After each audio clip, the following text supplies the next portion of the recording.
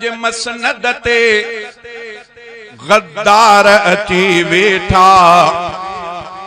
हिन मुल्क जे मसनद ते गद्दार अची वेठा।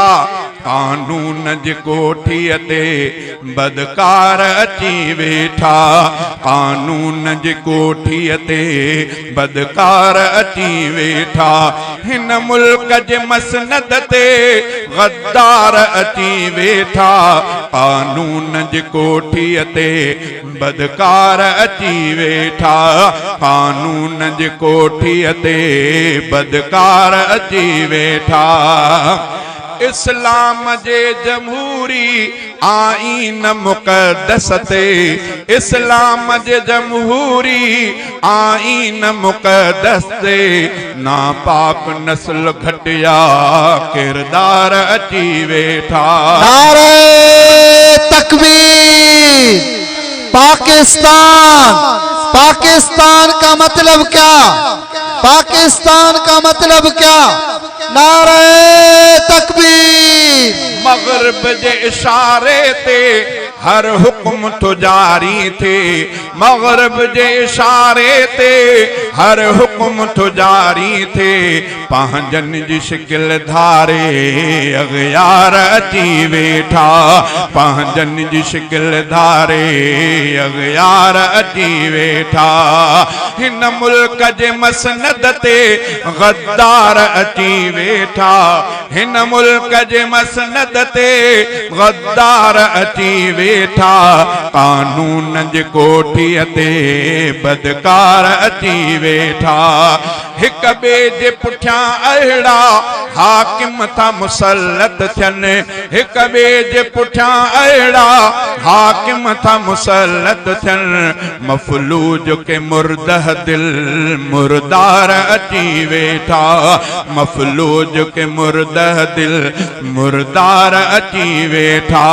हिन मुल्क जे मसनद ते गद्दार अची वेठा। कानून जी कोठीअ ते बदकार अची वेठा।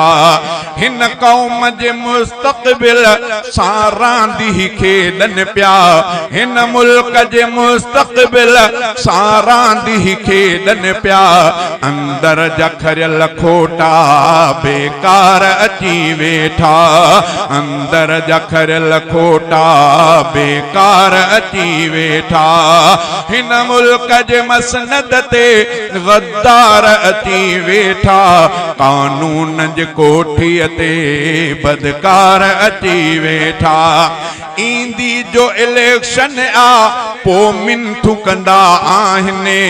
ईंदी जे इलेक्शन आ पो मिनथू कंदा आहिनि। पर बाद में साॻिया ठग मकार अची वेठा। पर बाद में साॻिया ठग मकार अची वेठा। हिन वक़्त त अहिड़नि जी हे मुल्क हवाले आ। हिन वक़्त त अहिड़नि जे ही मुल्क हवाले आ। बेअक़ल चरिया चरबट ॼण ॿार अची वेठा। बेअक़ल चरिया चरबट ॼण ॿार अची वेठा। हिन मुल्क जे मसनद ते गद्दार अची वेठा। कानून जी कोठीअ ते बदकार अची वेठा। हाले जवी सैफुल्ला छा अॻिते अञा थींदो। हाले जवी सैफुल्ला छा अॻिते अञा थींदो। हर पासे विछाए जो जटजार अची वेठा।